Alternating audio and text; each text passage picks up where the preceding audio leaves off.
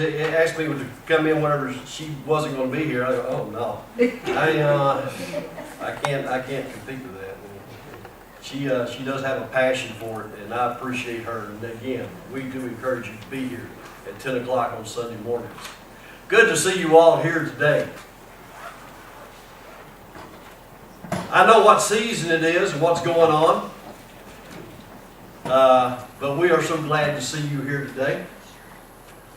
We are going to be bringing a conclusion to this series on Moses today. There's so much more that we can talk about. Maybe at a later time we will. We are going to be in the 16th chapter of Exodus, and we're talking a little, Children's Church.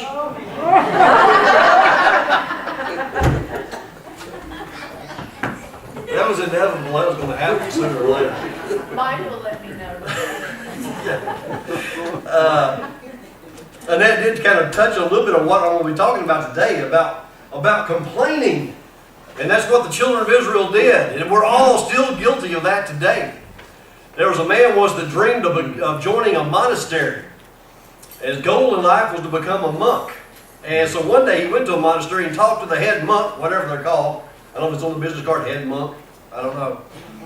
But he said, what do I need to do to become a monk? And the guy said, well, I think you better think about this. It's kind of difficult here at this order that we have.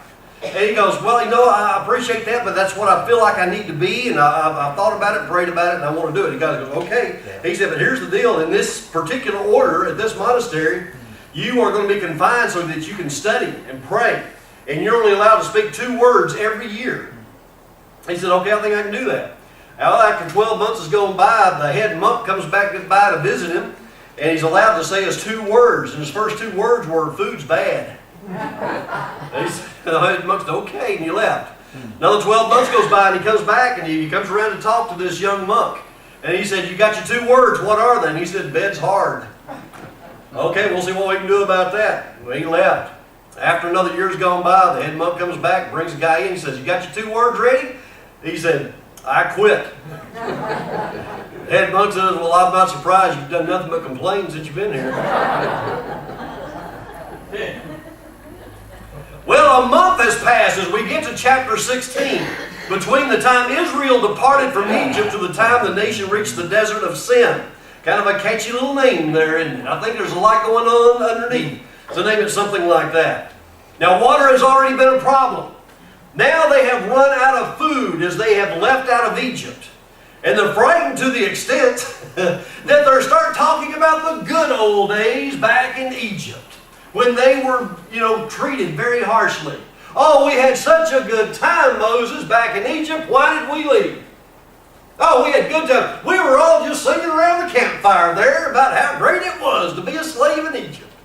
They had forgotten a lot of things. They had forgotten about the lashes that they would get from Pharaoh's men and all the hard work that they had to do. The growling stomachs here out in the desert had turned into grumbling lips. This morning, I want us to look here in the 16th chapter of Exodus to see 5 things that this passage can talk to us about complaining and about complainers. I want to ask you to stand as we look. I can get this to come up. Daisy, I may have a dead battery. Let's look at the first 3 verses of chapter 16. The whole Israelite community set out from Elim and came to the desert of Sin, which is between Elim and Sinai, on the 15th day of the 2nd month after they had come out of Egypt. In the desert, the whole community grumbled against Moses and Aaron. The Israelites said to them, if only we had died by the Lord's hand in Egypt. There we sat around the pots of meat and ate all the food we wanted. But you have brought us out of this desert to starve this entire assembly to death. Thank you, you may be seated. First thing that we see here is that complainers always find something to complain about. Amazingly enough, the children of Israel have seemed to learn nothing from their past experience about God's faithfulness and care, and they've given in to self-pity. They're having their own little pity party. They're grumbling. They're complaining about the circumstance that they find themselves in at this point. And we've got to, whenever we can just laugh at these people, we got to admit that we do that a lot today. We're sometimes just not satisfied with where we are. The truth is that a lot of us make grumbling an art form. We grumble habitually. Sometimes we'll take Sundays off, and some of us don't even do that. We grumble if we're caught in slow-moving traffic. I grumble a lot on Northwest Avenue, I've told you that. We grumble if our meal at the restaurant is not delivered in a timely manner. But I want you to notice with me some of these characteristics about complaining or grumbling. The first one is that grumbling is a gratitude problem. It comes as a response to pain or problems in life. You know, we grumble because we think that we ought to be, because we're so righteous and tight with the Lord, that we should not be having pain. We should not be having problems. Nothing but good things ought to be coming our way. Whenever we're tempted to murmur and complain, we need to review the past and to remember what the Lord has done for us up to this point. You know, I'd be like a person who, well, you know, my car's broke down. It's going to cost me $400 to get it fixed. That's money that I don't have in my pocket. Why me, Lord? You know, after all, I've been better than most. I can name several people right in my own church that I'm better than, and they're doing pretty good. Why am I having this problem? Why are you treating me this way, Lord? The TV's gone on the blink. You know, the dishwasher's not working. The ice machine maker in my refrigerator is clogging up. Even my iron's not working. You know, why have you denied me these opportunities for fame and fortune, Lord, that you have given to others and not to me? And we start singing that Chris Christopherson song, Why Me, Lord? Well, if you listen to that song, the song is actually talking about what have I ever done to deserve even one of these blessings that you give? When I start all this, I think about what the Lord has done for me. And I'm humbled by how God has blessed me. You know, I have to ask myself, Lord, what have I ever done to even deserve a car that might be having problems right now? I certainly don't deserve that television set. I don't deserve the refrigerator with the ice maker and things like that. You have blessed me in so many ways. Lord, why did you permit me to be born in America with all the plenty that we have? I saw something the other day talking about people complaining about some of the stuff that they eat. This saying, it caught me. I mean, it really got me. Most garbage disposals in America eat better than 30% of the rest of the world. You think about that? Our garbage disposals are eating better. I got to ask myself, Lord, you know, what have I done to bless me with a job? You know, with clothes on my back, with food, what's of it, in my stomach, what's of it? You spared me from serious health problems. What have I done to deserve that? Instead of complaining, we should be saying thank you. When I think of all the ways the Lord has blessed me, though I don't deserve it. You know, I have to try sometimes just to sit back and start counting my blessings. And after a while, I get too tired from doing that because He's blessed me so much. The second thing that we see is that grumbling is a perception problem. There we go. The problem is that when we grumble, our perception is faulty. You know, grumbling invariably causes us to kind of confuse the facts in our minds. There's an exaggerated memory of the past. The children of Israel started thinking about them good old days they had back in Egypt. You know, they sat by their pots and they ate all they wanted. We had all this good. It was just like a buffet back in Egypt, which doesn't line up with the facts. They had faulty memories because they were having to work hard to get what little that they had. And they were at the mercy of the whip from the taskmasters. And then also there's perception of the imminent danger of starvation. What they were talking about, what they had to eat, that was greatly exaggerated. Thirdly, we see that grumbling is a contagious problem. According to verse 2, the whole congregation of the children of Israel complained. What had started out as just a few people complaining had started growing. And now most of the people were complaining. That is contagious. People feed on negativity. Second thing that we see, is that complainers have already failed the test. God responds gently and graciously. There's no hint of being mad at the people at this point from the Lord. Look at what verse 4 says. Then the Lord said to Moses, I'm going to rain down bread from heaven for you. The people are to go out each day and gather enough for that day. In this way I will test them and see whether they will follow my instructions. This is kind of an interesting little announcement here. He says, I'm going to meet your need for hunger, but that meeting is going to bring on another test. If you go back to chapter 15, they were complaining because they didn't have any water. Well, the Lord gave them water, but they started complaining about it. And the Lord said, okay, we're going to have something else going to come on. I'm going to feed you, but that's going to bring another test. Have you found that to be true sometimes? I have. Lord meets a problem that I have, but He's going to test me somewhere else down the line with something else. We accept His answer, we accept His new direction, and that introduces us to a whole new set of tests and trials to show how faithful that we are going to be to Him, how much we are going to totally depend upon the Lord. And according to verse 4, the daily gift was intended as a test. The gathering of the manna was going to be a test of their obedience. Then we see that complainers are always looking for someone else to blame. You know, there's a lot of people out there that have great leadership ability. They have the ability to designate responsibility and to lead people. A lot of other people have the ability to designate blame. It's not my fault, it's his.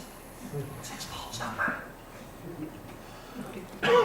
I found that out. You know, sometimes, if I don't have any clothes to wear, it's not my fault, it's Robin's fault. If I'm sitting at home and I'm going with that remote 90 to nothing on the TV set and it gives out, it's got to be Casey or Callie's fault, it's not my fault. I've got the ability to designate blame sometimes. Verse 6 says, so Moses and Aaron said to all the Israelites, in the evening you will know that it was the Lord who brought you out of Egypt. And in the morning you will see the glory of the Lord, because He has heard your grumbling against Him. Who are we that you should grumble against us?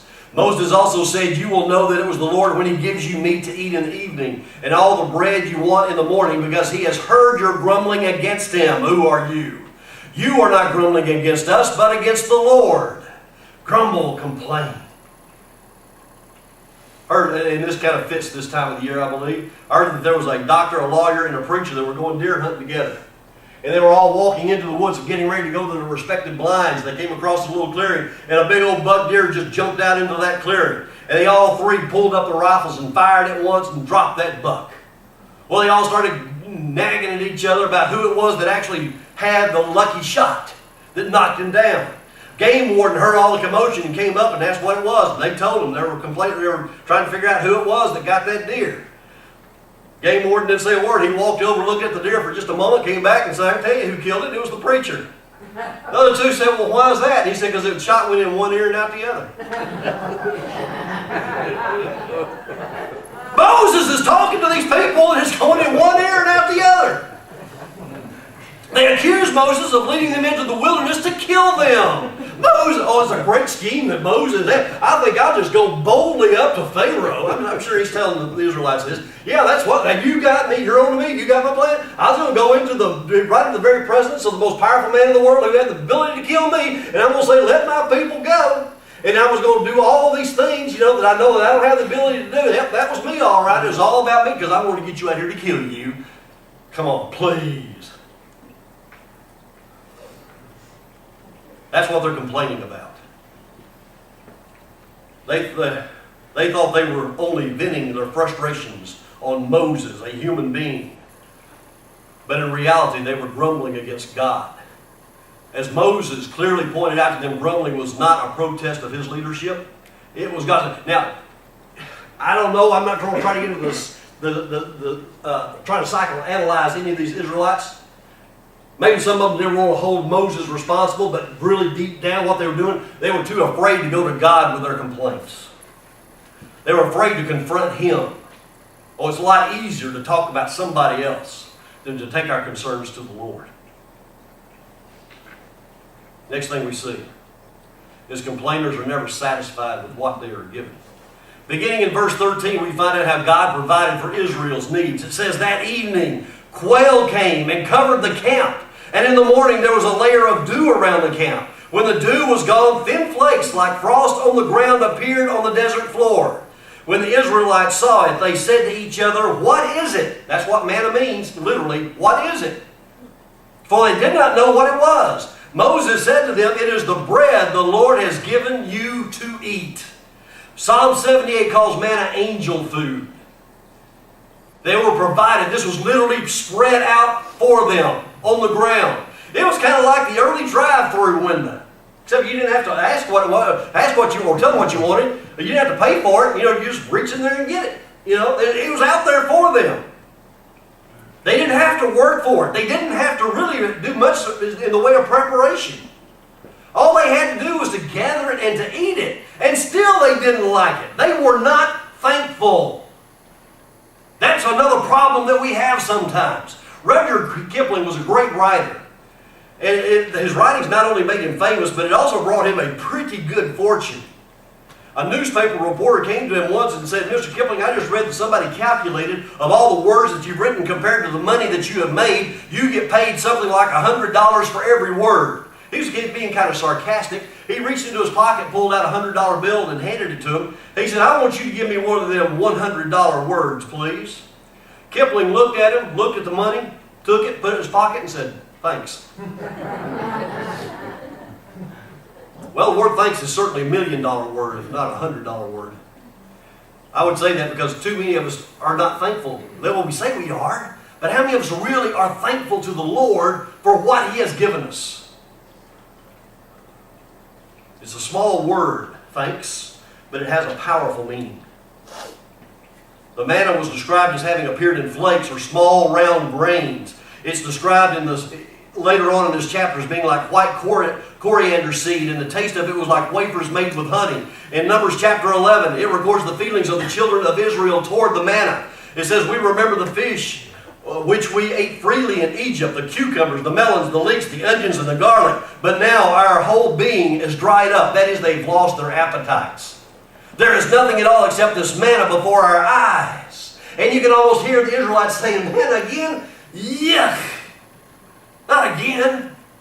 Even when the people of God are being fed in abundance, they're not having to work for it, they start grumbling. Why? Because the food God gives is not what they want. They think they know what's better for them than what God thinks is better for them. They were wanting steak while God was giving them bologna, when in fact they didn't deserve anything. Same with us today. We don't deserve the goodness that the God has given us, but we should say thank you, because we are not worthy. We are not worthy of Jesus dying on the cross for us, but He did it. Let's say thank you to Him for doing that. And finally we see complainers are never satisfied with how much they are given. In verse 16, the children of Israel are given specific instructions about how to gather this manna. It says, this is what the Lord has commanded. Everyone is to gather as much as they need. Take an omer for each person you have in your tent. The Israelites did as they were told. Some gathered much, some little. Then skip to verse 19. Then Moses said to them, no one is to keep any of it until morning. However, some of them paid no attention to Moses. They kept part of it until morning, but it was full of maggots and began to smell. Well, I think so. So Moses was angry with them. Now, having run out of food in the wilderness so that the Israelites feared that they were going to starve to death, one can only imagine the zeal that they had as they get up and they go out and they harvest this first provision of manna. They had manna everywhere. I mean, to borrow a little bit from Forrest Gump, I mean, they could have had baked manna, they could have had fried manna, they could have had pickled manna, they could have had roast manna. They could have had manna on the half shell. For dessert, they could have had pineapple upside down manna. They could have had banana manna. They had so many things they probably could have done with it. They could have started selling, like churches do. You had those cookbook sales. They could have had the Mother Moses cookbook of 1,001 ways to prepare manna. good money-making thing that just got right past them. There was enough manna, it seemed, for every Israelite to have filled his tent. But the efforts to hoard the manna were a direct disobedience to what God had commanded them to do. They were saying that Israel was guilty of two sins. They were not only guilty of grumbling, but they were also guilty of greed. Now, one commentator suggests a conservative estimate of the total number of Israelites who came out of Egypt would be 2 million, because they had 600,000 men able to go forth to war, according to Numbers chapter 1. An omer was to be gathered for every one of these 2 million souls, and an omer is the equivalent of 6 pints. There would be 12 million pints, or 9,000 pounds gathered daily, which was 4,500 tons. So, 10 trains, each having 30 cars, and each car having 15 tons, would be needed for a single day's supply. Over 1 million tons of manna were gathered annually by Israel. They had this manna. And by the way, verses 21 through 23, which I don't have up, but you can look at it, they are told not to gather manna on the Sabbath. They were to trust Him for what they needed. The Sabbath was supposed, why do you think they weren't supposed to? The Sabbath was supposed to be dedicated to the Lord. I could get into some preaching here. We got people that are out gathering manna this morning in the woods. I'm not going to go there, though. I don't want to get shot. Was God not generous to these people? According to verse 35, He did this for 40 years until they came to Canaan. And they didn't have to do anything. This episode teaches us to look to the Lord for our supply. The Israelites are told that this supply will come from heaven for you. It teaches us that we are to look to the Lord daily for our supply, for our blessings that come from above. Fresh food must be gathered every day. Folks, I think what he's trying to tell us here is that we cannot live on yesterday's blessings. That we have to look for Him today to supply us with the blessings that we need for this day alone. And tomorrow we do the same thing. We thank Him for what He has done for us the day before, and we look forward to what He is going to provide for us today, and we give Him thanks for it. Dependence is a daily matter. Every day fresh problems will arise to test whether or not we have been dependent upon the Lord. But this also teaches us, and this is our application for today. Casey, help me out there. This teaches us that to feed on Christ is the only secret of strength and blessedness. The Lord Himself founded a sermon on the story. You'll remember when Jesus was teaching the 5,000, and then He fed them to provide for their physical needs. He used that as a picture to also talk to them about their spiritual needs. He uses a play on words to draw them back to the story of the Israelites in the wilderness. Here God provided bread from heaven. But when Jesus is talking, He describes Himself as being the bread of heaven. Not just to meet their physical needs, but also to give them eternal life. Folks, how much are we depending on the Lord? How much of us are just, I don't need anybody, I don't need nothing, I can take care of myself. Well, we are commanded to look to the Lord for our needs. We are not supposed to be our own little God. He is the God. He is the one that provides for us. Then when we get in a tight, then we will go run screaming to Him. The Lord has blessed us in so many ways. We are at that time of the year when we start talking about being thankful for what He has given us. I have found out in my life that no matter where I am, I never have everything that I want, but I have everything that I need. And I'm so thankful. And I am guilty of the sin of not thanking Him enough. We should be thanking Him daily for Jesus Christ, who loved us so much that He would die on the cross for us. I want to ask you to stand. Bow your heads, close your eyes. We'll have a time of invitation.